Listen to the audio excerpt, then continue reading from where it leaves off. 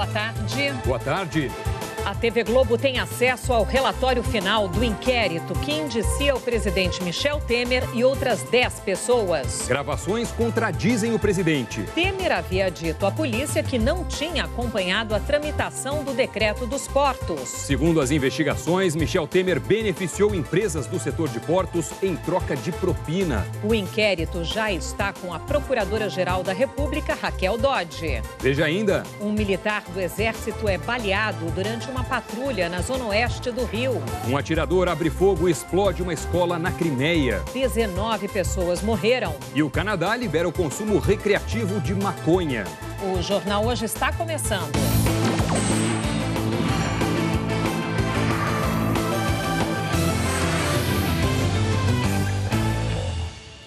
A crise econômica deixou mais de 60 milhões de brasileiros endividados em todo o país. Em Fortaleza, um mutirão está ajudando a negociar as dívidas. A reportagem é de Aline Oliveira.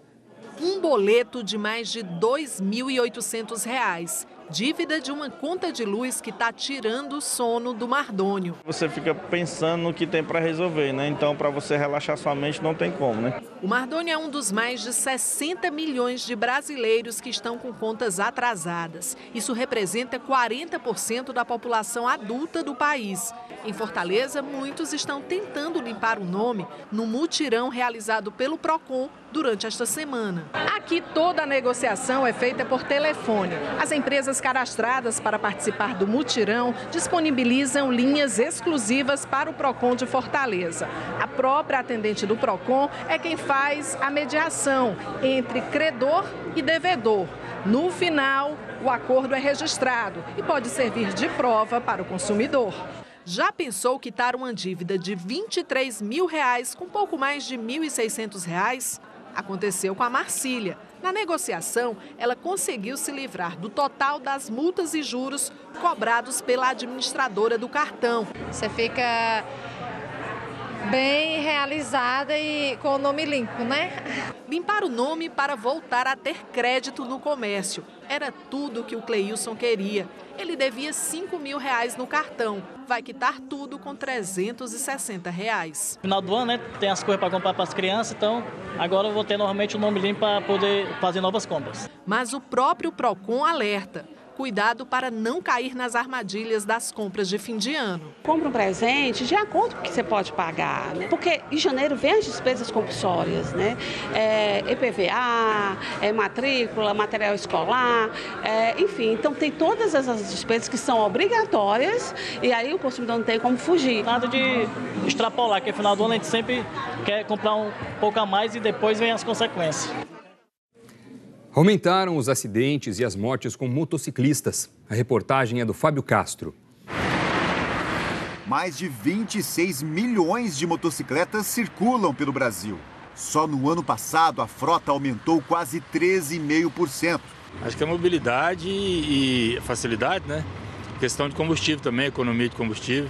Em 45% das cidades brasileiras, existem mais motos do que carros. E Caldazinha, aqui no interior de Goiás, é uma delas. O reflexo disso está no número de oficinas. O município tem apenas uma oficina para carro e 3 para motos. E serviço aqui não falta. O Felipe abriu esta oficina há 3 anos. Desde pequeno eu já trabalhava nessa parte já. Aí eu tinha um sonho, consegui montar, tá aí.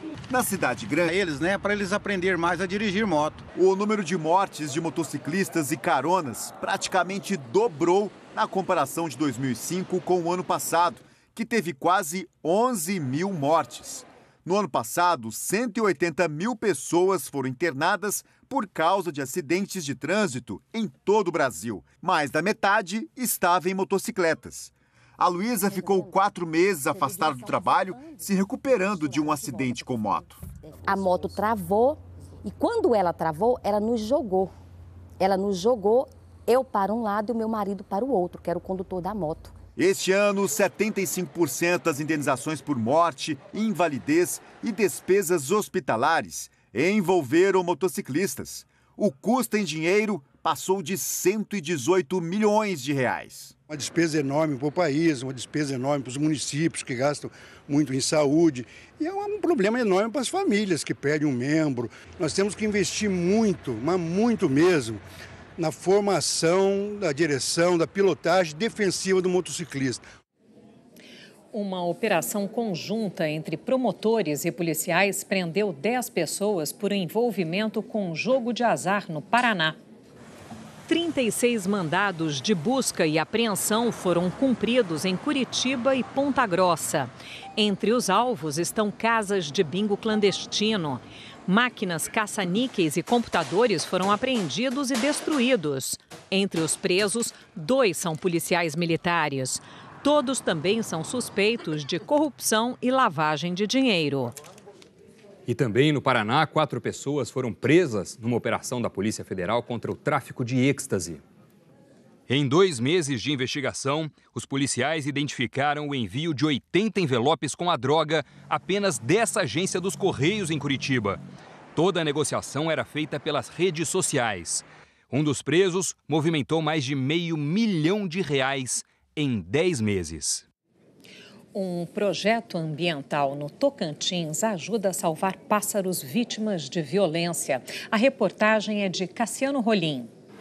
As araras chegam ao Centro de Fauna, o Hospital de Animais Silvestres do Tocantins, precisando de cuidados. Muitos filhotes resgatados de caçadores, de tão fracos, têm que tomar papinha com uma seringa. Assim que melhoram, ganham uma dieta baseada em frutas. O animal que ele está em reabilitação, ele tem que estar bem nutrido para poder conseguir uma boa recuperação. Mais de 160 araras dos tipos vermelha, macau e canindé estavam sendo reabilitadas. Metade delas restritas.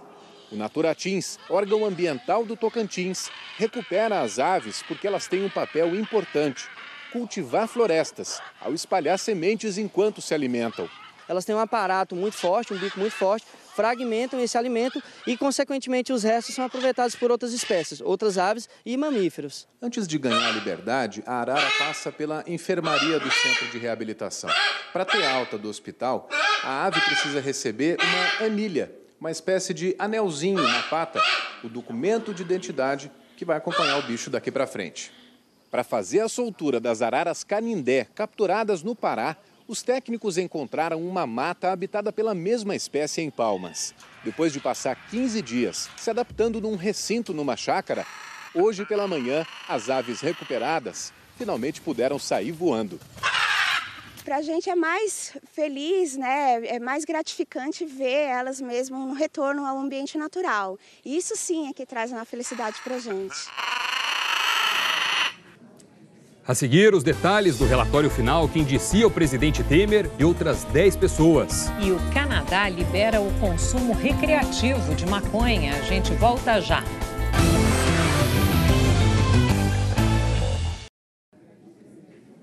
A Procuradoria-Geral da República já recebeu a denúncia da Polícia Federal sobre os inquéritos ou sobre o inquérito. Pessoas neste inquérito e também pediu o sequestro e o bloqueio dos bens dos 11 indiciados.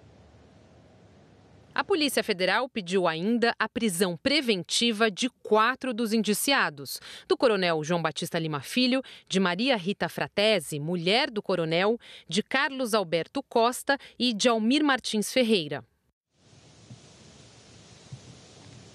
E olha só, antes mesmo que a Procuradoria-Geral da República se manifeste, o ministro Luiz Roberto Barroso, relator do caso no Supremo Tribunal Federal, já determinou que em 2013, quando empresários do grupo Rodrimar procuraram Michel Temer, que ainda estava na vice-presidência, e o então assessor dele, Rodrigo Rocha Loures, para receber tratamento diferenciado nos negócios. A Polícia Federal afirma que as demandas do setor portuário eram mais do que urgentes para Temer, tanto o decreto em 2017. A Polícia Federal começou a investigar o caso em novembro do ano passado. Além das delações premiadas, o delegado Kleiber Malta Lopes, e-mails e conversas telefônicas entre Michel Temer e os demais investigados. O relatório destaca um telefonema entre Loures e Temer no dia 4 de maio. E o MDB, partido do presidente, R$17 milhões. Lima é apontado no relatório como parte do núcleo financeiro da organização, junto com Carlos Alberto Costa, sócio dele na Argeplan, a empresa investigada no inquérito. Os dois foram indiciados por organização criminosa, corrupção passiva e lavagem de dinheiro. A obra. A filha do presidente Temer, Maristela, comprou a casa em 2011. A reforma foi feita entre 2013 e 2015. A Procuradora-Geral da República está analisando o caso a pedido do Supremo Tribunal Federal. Raquel Dodge tem até 15 dias para se manifestar. Ela pode oferecer denúncia contra o presidente, pedir o arquivamento do inquérito ou algum complemento da investigação. Só depois disso, o relator... Maristela Temer informou que só vai se manifestar depois de ter ciência do relatório da Polícia Federal. A defesa de Carlos Alberto Costa e de Maria Rita Fratesi afirmou que nós não conseguimos retorno das defesas dos demais citados na reportagem. O senador Assir Gurgax, do PDT de Rondônia, foi transferido... Assir Gurgax saiu cedo da sede da Polícia Federal em Foz do Iguaçu. Ele foi condenado em fevereiro pela primeira turma do Supremo Tribunal Federal. E na quarta-feira da semana passada, depois de mais uma decisão do Supremo para que ele cumprisse a pena, se entregou à polícia num hospital da família dele em Cascavel, no Pará. Determinou a transferência imediata para Brasília.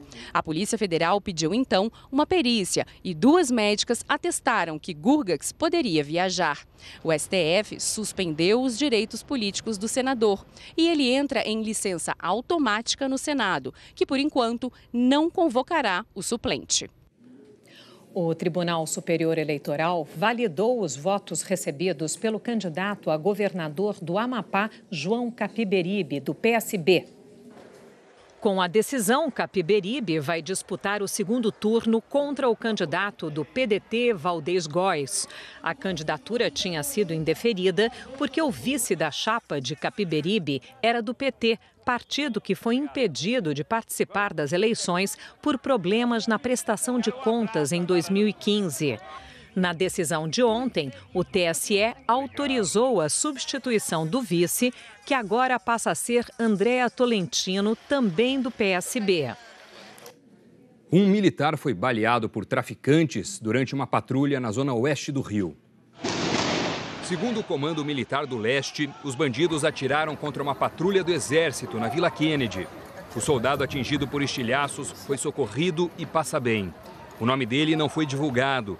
O Exército disse que toda a região foi vasculhada para identificar os criminosos que atiraram nos militares. A Justiça Federal condenou 8 brasileiros pelo assalto a uma empresa de transporte de valores no Paraguai no ano passado. A participação deles foi comprovada por exames de DNA. 6 já estão presos e 2 foragidos. Foram condenados por latrocínio, roubo, sequestro, cárcere privado, falsidade ideológica e uso de documentos falsos. As penas chegam a 34 anos de prisão para cada um. Ainda cabe recurso. Segundo a polícia paraguaia, o assalto foi feito por uma organização criminosa brasileira e é considerado o maior da história do país. Dos 11 milhões de dólares roubados, apenas 10% foram recuperados. Daniele Cândido Cardoso, conhecida como Dani Bumbum, foi transferida de uma delegacia para o presídio de Benfica, na zona norte do Rio. Segundo a polícia, Daniele é suspeita de fazer um procedimento estético que levou à morte da empresária Fernanda de Assis, de 29 anos. Os exames feitos no Instituto Médico Legal indicaram que foi a aplicação nos glúteos e nos lábios de um produto ainda não identificado que causou a morte de Fernanda no sábado. Daniele é acusada de exercício ilegal da medicina e homicídio. Notícias internacionais: 19 pessoas morreram e dezenas ficaram feridas numa escola técnica na Crimeia depois que um atirador abriu fogo contra os alunos e provocou uma explosão. Veja na reportagem do correspondente Rodrigo Carvalho. Do estacionamento, no horário da aula, só deu para ouvir uma explosão distante. Pouco depois, a frente da escola virou um centro de resgate.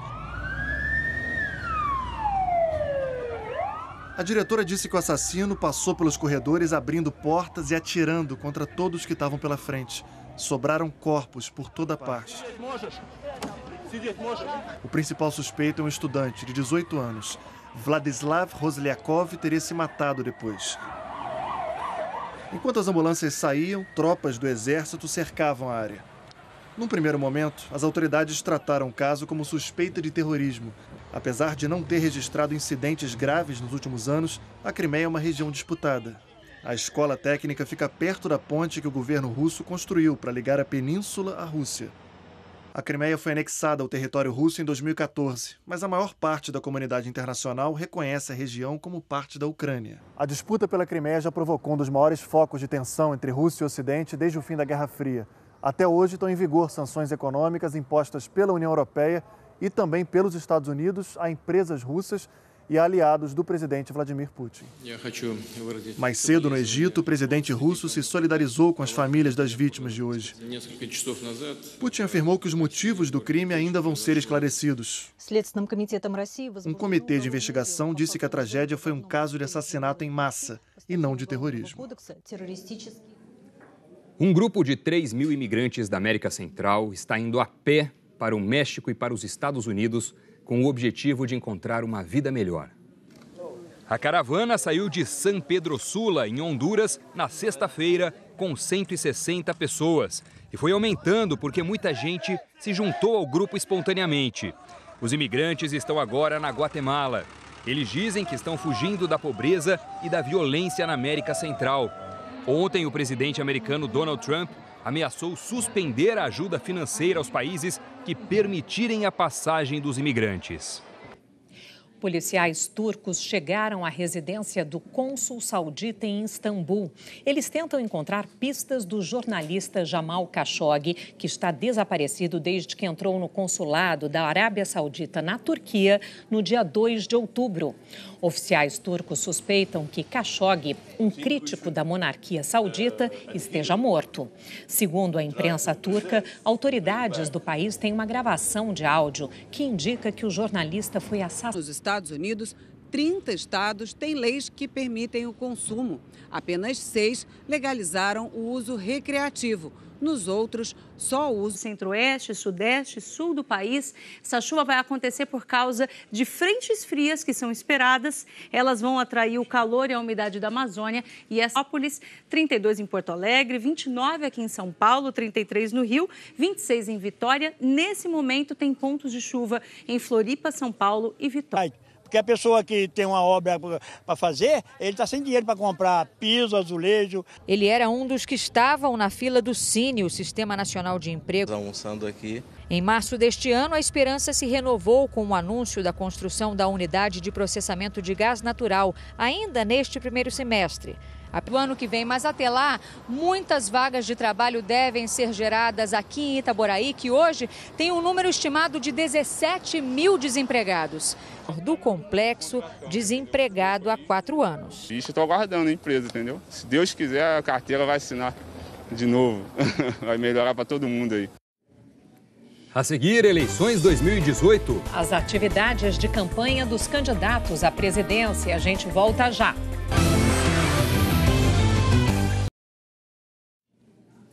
Eleições 2018. Vamos ver agora como foi o dia dos candidatos à presidência da República. Fernando Haddad, do PT, fez campanha em São Paulo. Ele se encontrou com representantes e integrantes de igrejas evangélicas. Fernando Haddad também divulgou uma carta aos evangélicos com compromissos que pretende cumprir se for eleito. Ele voltou a defender uma campanha sem violência. Fernando Haddad se reuniu no hotel do centro de São Paulo com representantes e integrantes. Com o arcebispo Dom Orani Tempesta. Bolsonaro entregou ao cardeal uma carta de intenções. Eu assinei um compromisso com os valores familiares, compareceu, tá ok? Então a questão entra tudo no meio, eu decido a equipe. E nós estamos com a mão na faixa, é verdade, pode até não chegar lá, mas estamos com a mão na faixa. Para você é isso, Corinthians concentrado por aqui e em busca do 4º título de Copa do Brasil da história do clube. Corinthians foi campeão em 95, em 2002, também em 2009. Como você disse aí sim o Corinthians conquista esse tetracampeonato. Os jogadores estão concentrados desde a última segunda-feira aqui, mas ontem, terça-feira, a gente vai mostrar imagens aí, inclusive, o time fez um treino